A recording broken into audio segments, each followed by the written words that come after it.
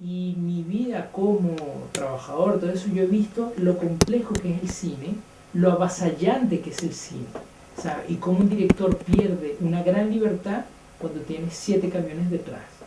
Y para la película que yo quería hacer, la historia que yo quería contar, me parecía que había que deslastrarse de una cantidad de ese tipo de cosas, de esa parafernalia, digamos, industrial del cine. Y ojalá hacerlo con lo más pequeño. Mi pedido a la producción era, por favor, hagámoslo en 2 van. En una van los equipos y en otro nosotros. ¿No? Porque me parecía que para contar este tipo de historia, si yo fuera con un gran equipo y le dar parafernalia, pararme ahí en la Plaza de Armas, me parecía una cosa un poco hipócrita y que se caía, la propuesta iba a ser muy, muy poco válida. Entonces allí es donde llega también una cosa de la técnica. La técnica, en ese momento yo hice muchas pruebas para rodar, por ejemplo, en los exteriores de noche, en Santiago, sin ningún tipo de luz, sin nada, o sea, solamente con lo que hubiera, porque no quería que hubiera un camión de luces, 40 personas, o sea, no tenía sentido mi propuesta de de introducir elementos de ficción en la realidad, en lo documental. Entonces hicimos algunas pruebas. Para aquel momento, en las cámaras digitales que habían, pues no alcanzaban a tener un rango de luminosidad muy grande. Hoy sí. En ese momento yo hice pruebas y no empezaban a generar mucho ruido, perdía mucha calidad, todo el asunto. Y dije, no, esto no, después no va a funcionar mucho, entonces rodamos en cine. Ahora bien, por ejemplo, y eso me permitió estar simplemente con la cámara, tal cual, como lo habían hecho muchas, pero que no estaba descubriendo el agua tibia, sino que lo habían hecho en los 50 y en los 60, no solamente la Nouvelle Vague, sino muchas otras personas. ¿Ves? De allí empecé, además también un poco, creo, por ejemplo, rodé la película toda con un solo lente. Yeah. Porque sentía que para esta historia había que deslastrarse de todo el artificio cinematográfico. Es decir, el plano, el contraplano, todo ese tipo de cosas creo que eran de otro tipo de historia, de otro tipo de aproximación también y de otra ética y moral con respecto a lo que uno va a contar. Entonces había que renunciar a ese artificio cinematográfico, a la vez también como renunciaba a los camiones y a todo un gran equipo y todo el asunto. Y eso para mí fue una gran Sí. triunfo, ganar en libertad para todo eso. Y eso se siente y se ve absolutamente en la película. Y esa mirada, sobre todo todas las escenas nocturnas son, por definirlo de alguna manera así, exquisitas de ver, es puro cine, digamos.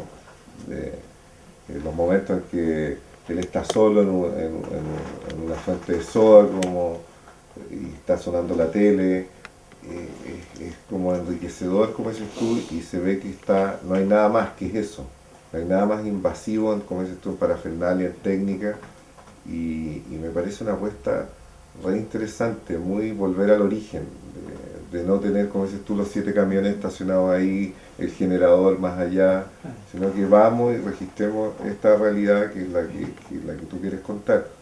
¿Y es Super 16 o 35? Es Super 16. Super 16. Sí. Y un lente. Un solo lente, sí. ¿Qué lente era? Era un 32, o sea, lo que vendría a ser como un 32. No, es que para mí era como un poco lo que yo veo, ¿sabes? Yo igual cuando camino la calle no tengo esas cosas de desenfoque o el tele, a mí no me sucede eso. Yo quería hacer algo que tuviera una pertenencia, digamos, con la realidad desde esa postura. Entonces, dijo ya, lente. Y también, por ejemplo, yo había visto mucho el trabajo de los fotógrafos documentales de los años 50, de Robert Frank, de mucha gente, cómo ellos se metían capturaban una cosa, digamos, de la realidad que era bastante inasible, ¿no? Y eso simplemente usaban un solo lente, ¿no? No. Tiene que ver un poco más con lo que miras que cómo lo miras. Pero ese cómo lo miras obviamente te exige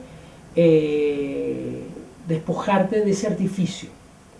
Simplemente ya un lente abierto tal cual como uno ve normalmente. Claro, que es como la persona que puede estar sentada en la mesa del lado mirando esa situación y que no tiene, como dices tú, el artificio del teleobjetivo, del plano insert, sino que o la yo miro música, esto, o todas las cosas. punto, ¿no? y Claro. eso es.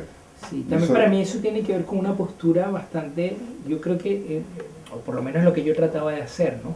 El cine, donde se provoca cierta emoción, es una herramienta muy grande del cine, la emoción, el provocar una emoción. Pero esa emoción, si no tiene cierta distancia, termina siendo y no hay una reflexión, termina siendo una manipulación.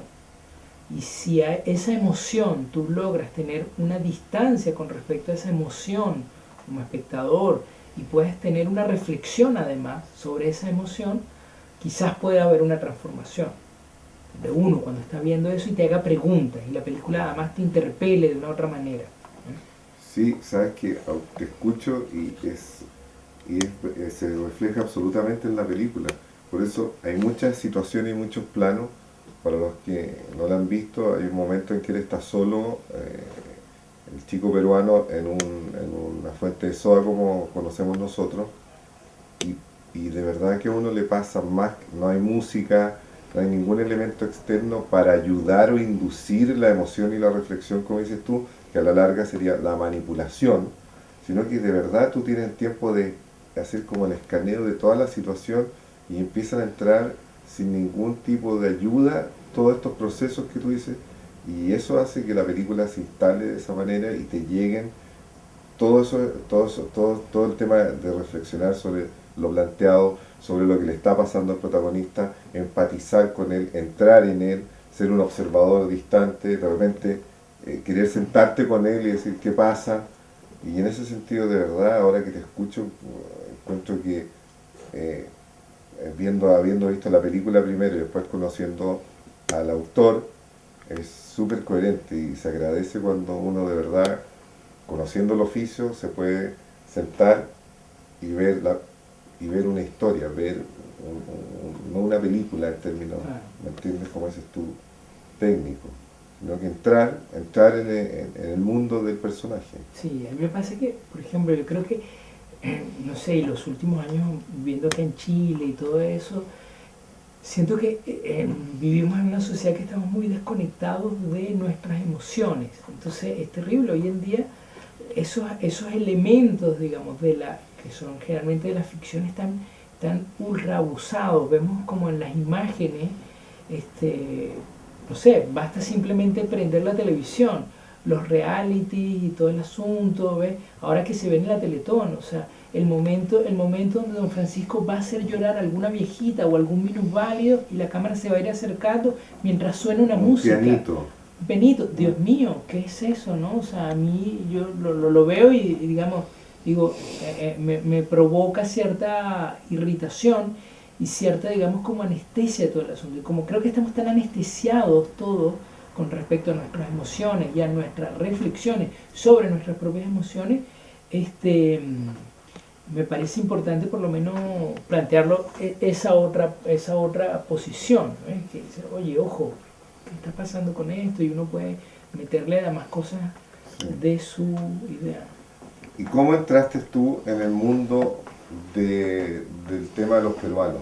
¿Hay una investigación, fue observación, fue alguna amistad que tú tuviste que fue contando tu experiencia?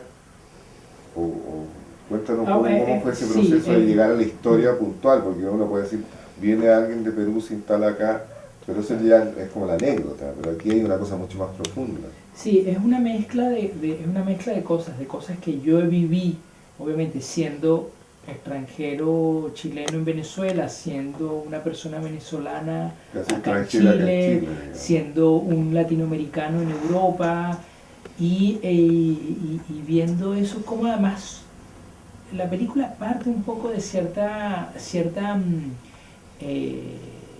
reacción violenta ante el discurso justamente sobre la emigración.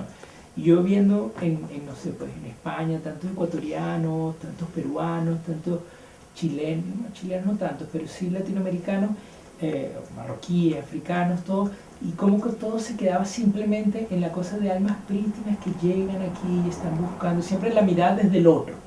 Y yo decía, oye, pero hay mucho más en eso, ¿no? Lo veía con las personas que llegaron a mi casa en los 70 o en los 80, amigos de amigos de amigos de amigos, y los tipos se quedaban ahí mucho tiempo y de repente, más allá de la contingencia, decir, oye, este tipo, pobrecito que no puede vivir su vida en Chile porque, no sé, está económicamente, está mal en Chile, está perseguido políticamente por sus ideas y no puede hacer su vida allí.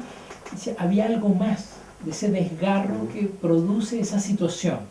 Me interesaba, entonces, cuando llego acá, veo esos mismos rostros, esas mismas cosas acá en Santiago. Entonces digo, oye, aquí está, esa es la historia, esa es la cosa que hay que contar. Entonces empecé a sumar y después obviamente empecé a hacer toda una investigación mucho más tangencial con respecto al tema y nada, me paraba ahí a emplazarme, como obviamente era otro extranjero más, pues un poco me empezaban a ayudar, me daban los datos, me pasaban los datos, yo les contaba, a algunos les contaba, oye, es que quiero hacer una película sobre esto, ya, perfecto, oye, pero bueno, mira, acá si llegas a las 6 de la tarde van a pasar la gente para buscar trabajadores para ir a limpiar oficinas en la noche, así un poco fui armando, ahí fui armando todo, como los todo. eventos del Claro. personaje. Hablemos entonces del casting. ¿Cómo llegas tú a Francisca Gavilán y a Jorge Román? Sí, Jorge Román. Román es peruano. Román es argentino. Argentino. Es argentino haciendo de peruano y dice, bueno, me pareció un poco coherente siendo una película hecha por un chileno criado en Venezuela, haciéndola acá, el director de foto era un peruano que vive acá también, entonces ella, esta es una productora chilena haciendo una historia de eso. Me parecía coherente, pero bueno, más allá de esa anécdota cómica o esa manera cómica de verlo, pasaba un poco porque empecé a buscar los actores. Pensé en algunos actores de acá de Chile y dije, puede quedar quizás un poco maqueteado, tenía esa primera idea. Después un amigo me dijo, oye, pero ¿y Jorge Román? Yo lo había conocido, yo había trabajado como asistente de dirección en Mi Mejor Enemigo, una película de Alex Bowen, que es coproducción con Argentina, donde él hacía un pequeño papel. Había visto su trabajo en El Bonaerense, que es una película de Pablo Trapero, que después yo también trabajé con él, ahí más o menos conocía también vi a Jorge, y un amigo, un actor, me dice, oye, pero ¿y Jorge Román? Sería perfecto. Y yo le dije, ya, pero es argentino, no puede ser. Y lo descarté. Fui a Perú, empecé a buscar, había muy buenos actores, pero como que estaban en un rango de edad que eran o más jóvenes o más mayores que el personaje. Entonces fui a Bolivia, también encontré un actor muy bueno, pero que era un poco más joven. Después volví buscando, no sé, ya lo hago a lo mejor con alguna persona, un no actor que pudiera encontrar, alguien que tenga virtudes para el trabajo ante cámara. Y en eso este amigo me dice, oye, pero acuérdate, Jorge, y dije, ya, si no estoy haciendo un ensayo ni un documental antropológico. Claro, entonces nada, lo importante es poder conectar a alguien que pueda transmitir con verdad lo que uno quiere contar. Entonces dije, ya, si a Jorge le mandé el guión, él pues aceptó gustosamente y ahí se vino y armamos el asunto. Su trabajo realmente es buenísimo, encarna el personaje absolutamente. Sí, con gran verdad y con gran valentía, que eso para mí fue muy bonito, ¿no? Y la Francisca fue por casting, básicamente, digamos, la directora de casting, Paula Leoncini, con la que trabajamos, vimos a muchas personas y yo ya sabía de ella por otros amigos actores que habían hablado de su trabajo en teatro, más o menos les contaba la idea de lo que yo quería hacer y dije, mira, ella puede ser. La llamamos a prueba y la verdad fue ella se integra absolutamente al tono de la historia, el perfil y con el personaje sobre todo. Sí, es una actriz con una gran sensibilidad y con una gran inteligencia para captar la sutileza de ese personaje. Sí. Oscar, como estamos al tema ya de terminar esta emisión, ¿cómo puede la gente ver Ulises? ¿Dónde? ¿Cómo? Bueno, está complicado ahora, la película se exhibió en las salas comerciales acá en Chile. Lamentablemente fue un fin de semana muy tortuoso porque hubo el accidente de Juan Fernández, Juan Fernández y todo el asunto. Entonces, de hecho, yo tenía que ir a chequear las copias en el cine, en La Reina, y me quedé en mi casa pegado a la televisión. Entonces ya la película después estuvo otra semana, después salió de cartelera. Después volvió a estar en la Cineteca durante octubre y bueno, y ahorita lo mostramos en el Festival de Cine B. Pronto va a ser acá en Chile en la muestra esta de la Patagonia, un poco por allí. Espero que pronto, creo que va a salir como en BTR, Video on Demand y esas cosas. Y bueno, pronto el DVD, espero que salga por allí, ¿no? Y Un volver poco a alguna sí. sala así como el Cinearte Alameda, por ejemplo, o es una instancia agotada o es posible. No, yo espero, ojalá Yo que creo esa que es un esa poco es de una las ideas sala de que empezar a estaba mostrar, abierta, sí, creo que ahora estuvo Perro Muerto de Camilo Becerra, que sí, conversamos con él. Yo creo que esa es una sala donde realmente la gente va y la que tiene curiosidad por ver la otra forma de hacer películas, ¿no? Entonces tampoco me gusta hablarlo así porque parece como que fuera un grupo, una elite, no es eso, es la gente que no encuentra otro espacio, como dices tú, donde ver las claro, películas que no son de Hollywood, que no son Disney, que no son de las majors, como se dice. Yo creo que la película merece ser vista y vista por la mayor cantidad de gente, y creo que una de las salas, camiseteándome yo un poco por el Cine Arte Alameda, que encuentro que es la que da, así como le dio espacio a Cine B ahora hace poco, etcétera, es una sala pertinente también para una película sí, como Ulises, y como la de muchos directores que están trabajando sus óperas primas. Bueno, yo quiero cerrar esta emisión agradeciendo esta conversación con Oscar. No lo conocía, no nos conocíamos, conocía su trabajo, y creo que partir conociendo el trabajo de alguien quizá la forma de partir conociendo a alguien, y después uno entra en una cosa quizás más coloquial. Y de verdad que me ha sido muy grato conversar con él, conocer sus puntos de vista. Podríamos quedarnos conversando más, como se dice en la tele, pero de verdad que hay conceptos que yo creo que sobre todo la gente que está empezando a trabajar sus películas debería atender y revisitar las palabras, sobre todo el tema de trabajar la emoción, que es un tema muy difícil. La gente cree que es llegar y poner un pianito, como decíamos, y hacer un zoom in, y eso lo hacen en Jingo, lo hacen en todos estos programas, y no cuesta nada, entre comillas, con esos recursos. La verdadera emoción, la verdadera reflexión surge de la mirada de un director como Oscar y como su película, como él lo plantea en Ulises. Así que si ven Ulises por ahí anunciado, BTR, en DVD o en el Cinearte Alameda en un futuro, le pedimos a Rosel Ford que acoja la película y ojalá la pueda poner en cartelera. Vayan y véanla, porque de verdad es una experiencia cinematográfica, personal, emocional, y ver otros puntos de vista. Gracias, Oscar, por haber gracias a conversado con ustedes, nosotros. gracias a ustedes por la invitación.